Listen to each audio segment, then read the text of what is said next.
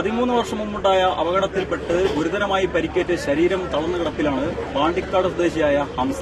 ഇദ്ദേഹത്തിന് ചികിത്സാ ധനസഹായത്തിനു വേണ്ടിയാണ് ജനസമ്പർക്ക പരിപാടിയിൽ ബഹുമാനപ്പെട്ട മുഖ്യമന്ത്രിയെ കാണാൻ എത്തുന്നത്.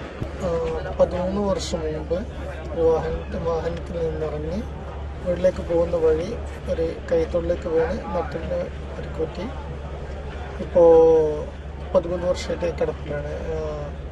അൽഷിഫ പെരിന്തൽമണ്ണ അൽഷിഫ ഹോസ്പിറ്റലിൽ 1.5 വർഷത്തോളം ട്രീറ്റ്മെൻറ്റ് ചെയ്തു. അതിനുശേഷം ഇപ്പോൾ കോഴിക്കോട് മെഡിക്കൽ കോളേജിൽ 11 വർഷമായിട്ട് ട്രീറ്റ്മെൻറ്റ് കണ്ടിന്യൂ ചെയ്യുന്നുണ്ട്. അപ്പോൾ ട്രീറ്റ്മെൻറ്റിനുള്ള സാമ്പത്തിക ബുദ്ധിമുട്ടും വീട്ടിലെ സാമ്പത്തിക പ്രാരാബ്ദവും കാരണം മുഖ്യമന്ത്രിയുടെ ജനസമ്പർക്ക പരിപാടിയിൽ പങ്കെടുക്കാൻ വേണ്ടി വന്നാണ്. അദ്ദേഹം എനിക്ക് എൻ്റെ അവസ്ഥയുടെ 1 ലക്ഷം രൂപയും എൻ്റെ റേഷൻ കാർഡ് BPL-ആക്കി അനുവദിക്കുകയും ചെയ്തു.